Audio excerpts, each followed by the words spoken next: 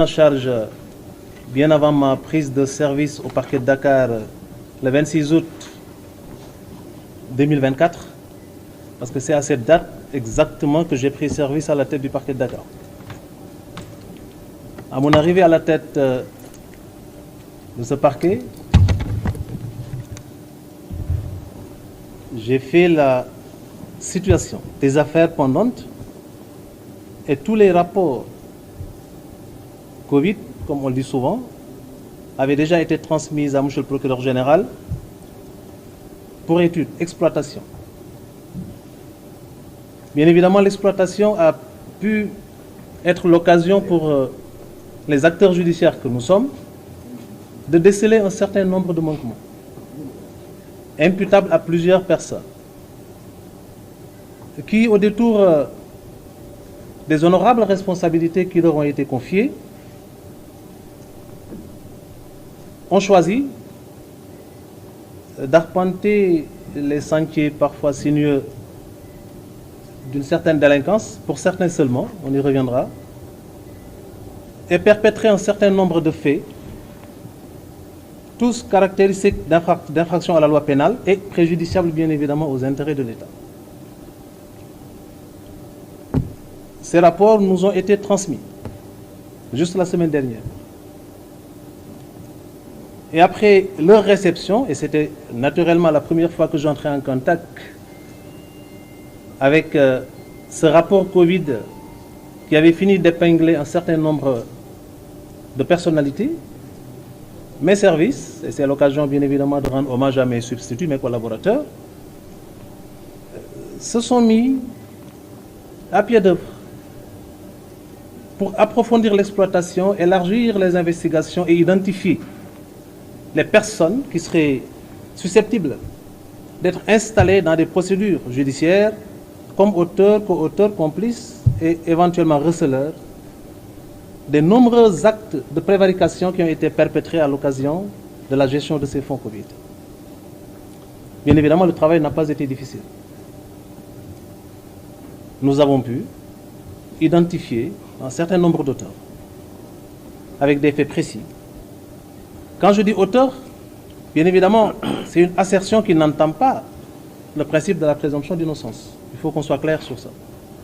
Nous sommes à un niveau de responsabilité qui nous oblige, en tant qu'acteurs judiciaires chargés des poursuites, d'identifier et de déceler dans les différentes procédures qu'on nous confie les indices, les présomptions, parfois les charges susceptibles d'asseoir une infraction pour qu'on puisse envisager, bien évidemment, d'étoffer ces procédures-là en allant vers les poursuites. Donc jusque-là, les éléments qu'on a pu collecter, rassembler dans le cadre des enquêtes qui ont été menées et du travail d'exploitation qui a été fait au niveau du parquet de Dakar, cette approche a été pour nous l'occasion, bien évidemment, de cerner les contours de toute cette affaire de façon générale. De sorte que nous avions décidé, bien évidemment, d'activer les leviers de la justice répressive en allant directement vers l'officier de police judiciaire pour solliciter, bien évidemment, ce sont des instructions, mais en tant que collaborateur naturel du parquet, solliciter son implication efficace, ce qui a été le cas, et également c'est l'occasion de rendre hommage à nos collaborateurs, officiers de police judiciaire de tout le ressort du parquet de Dakar, mais particulièrement pour cette affaire, les officiers de police judiciaire de la division des investigations criminelles. Instruction leur a été donc donnée de procéder aux arrestations et aux conduites qui, naturellement, étaient justifiées par l'existence de charges probantes décelées dans les différents rapports qui nous ont été confiés. Ce travail a été fait avec beaucoup d'efficacité, de sorte que, depuis hier, les arrestations se multiplient, des conduites au parquet sont constatées et des informations judiciaires sont ouvertes et confiées aux différents juges d'instruction du tribunal de grande instance de Dakar. Pour les 8 rapports reçus par le parquet de Dakar et concernant le ministère des Mines et de la Géologie, le ministère de la Culture et de la Communication, le ministère de la Jeunesse, le ministère des Sports, le ministère de la Santé, le ministère de la Femme, de la Famille, du Genre et de la Protection des enfants, de l'enfance, le ministère du Développement industriel et des PMI et le ministère du Développement communautaire. Des arrestations ont été ordonnées et exécutées. Hier, la division des investigations criminelles nous a présenté 20 personnes. Ce matin, nous en avons reçu 7. Une garde à vue est actuellement en cours d'exécution au niveau de cette même unité d'enquête. Pour les 20 personnes conduites au parquet hier et les 7 de ce matin, nous ne sommes pas, bien évidemment, dans une approche de prédation. Il faudrait qu'on soit clair. L'objectif d'un parquet crédible et efficace, c'est de prendre en charge le phénomène criminel dans toute son envergure, en faisant en sorte que le trouble que la commission des faits criminels ou délictuels a pu causer à l'ordre public cesse. Bien évidemment, ce premier objectif est nécessairement rattachable à un autre, qui est celui du reclassement social de l'auteur, mais surtout de la réparation du préjudice. De sorte que la réglementation sénégalaise, en matière de prise en charge du phénomène de la délinquance économique et financière, prévoit et parfois même met la priorité à la suite de l'accaparement de deniers privés ou publics sur l'objectif de recouvrement.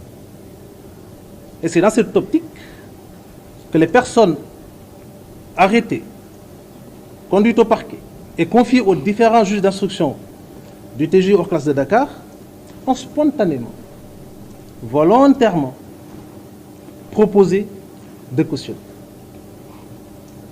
Je précise à ce niveau que, en matière de détournement ou d'escroquerie portant sur les deniers publics, le Code de procédure pénale sénégalais, pour ceux qui ne le savent pas, dispose que l'octroi ou le refus de la mesure de clémence de la liberté provisoire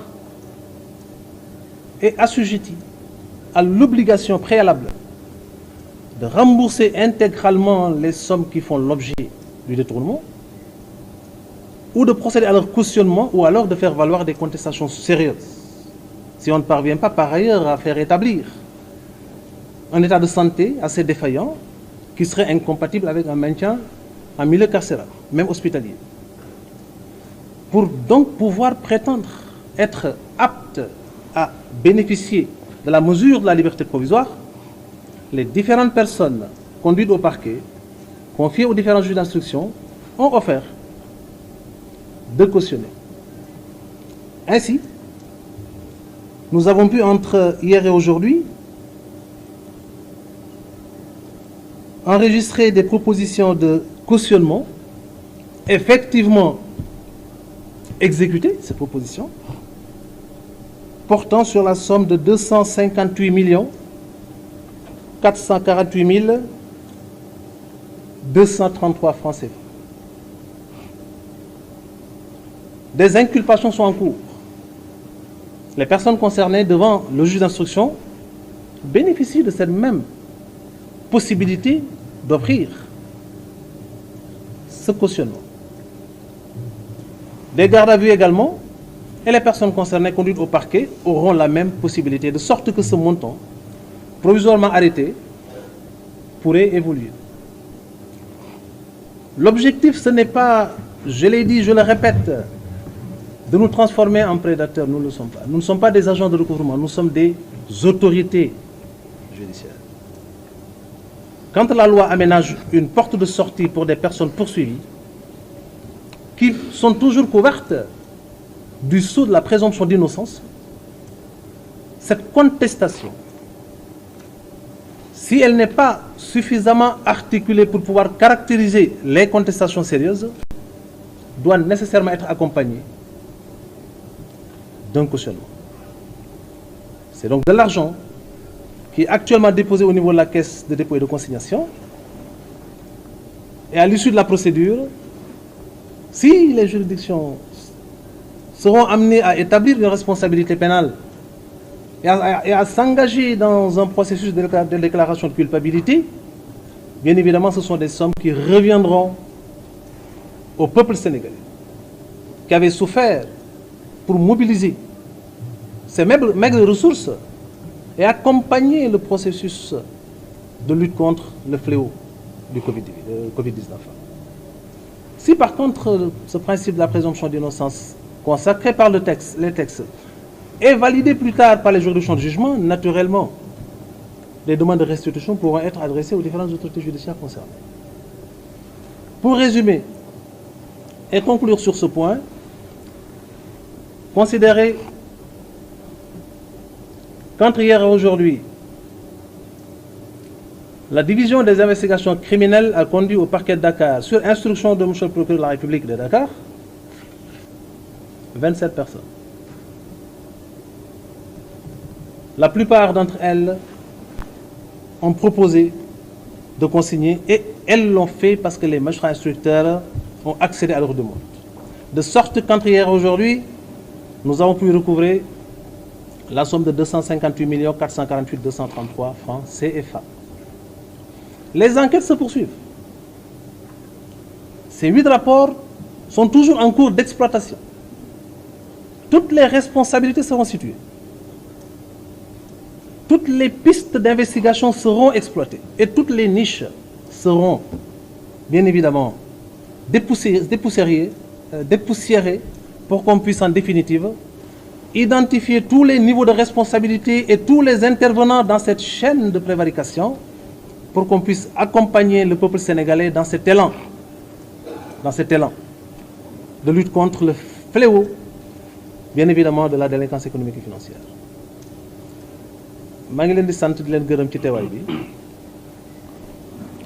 di sant monsieur le procureur général mi ñu jox